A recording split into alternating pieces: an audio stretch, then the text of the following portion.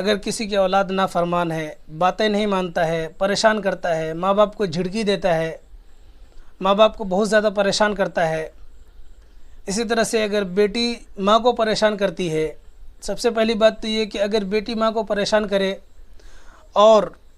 بیٹی جو ہے ماں کی آنکھیں میں آنکھیں ڈال کر بات کرتی ہو اور ماں سے زیادہ اونچی آواز بیٹی کی ہو، ماں سے زیادہ اونچی آواز اگر بیٹی کی ہو، تو آپ صلی اللہ علیہ وسلم نے فرمایا ہے یہ قیامت کی نشانی ہے۔ تو اگر کسی کی اولاد نافرمان ہو، پریشان کرتا ہو یا کرتی ہو، تو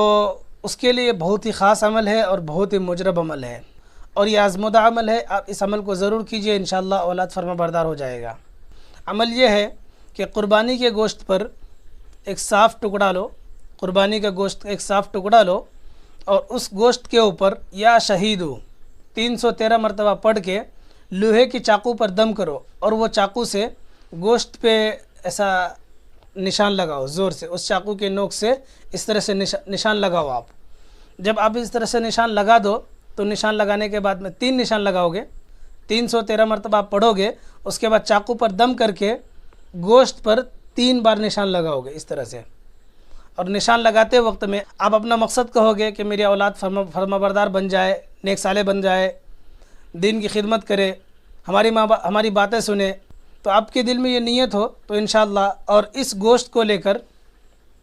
آپ کہیں جنگل میں لے جا کے پھینک دو، وہ کہیں کتا کھائے یا کوئی جانور کھا لے، اس سے کوئی فرق نہیں پڑتا، لیکن یا شہید 313 مرتبہ پڑھ کے چاقو پر دم کرو، اس کے بعد گوشت کے اوپر، قربانی کے گوشت کے اوپر آپ اس کو 3 جگہ نشان لگا دو اور نیت کرو، اس کے بعد کہیں جنگل میں لے جا کے پھینک دو، انشاءاللہ اولاد جو ہے فرما بردار ہو جائے گا۔ لیکن اگر کسی شخص کی اولاد پہلے فرما بردار تھا، لیکن وہ کچھ ہی دنوں سے نافرمانی کر رہا ہے، باتوں میں بات لگا رہا ہے، اونچی آوازوں میں بات کر رہا ہے، زور زور سے بات کر رہا ہے، پریشان کر رہا ہے، ہو سکتا ہے شاید اس کے اوپر جنات کا اثرات ہو، ٹھیک ہے؟ تو قربانی کے گوشت کے اوپر یہ عمل بہت ہی مجرب ہے اور آزمودہ ہے۔ قربانی کے گوشت کے اوپر یا قہارو یا شہیدو، یا قہارو یا شہیدو، اس کو 313 مرتبہ پڑھ کے چاقو پہ دم کرو۔ آپ کی جو اولاد ہے تو اس کا نام لے کر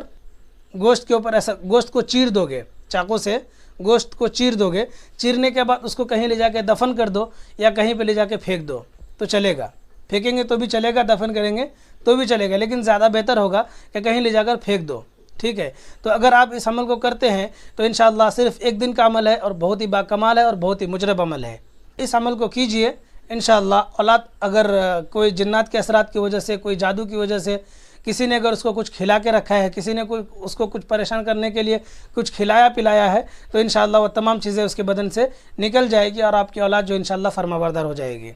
ٹھیک ہے؟ آپ اس عمل کو ضرور کیجئے۔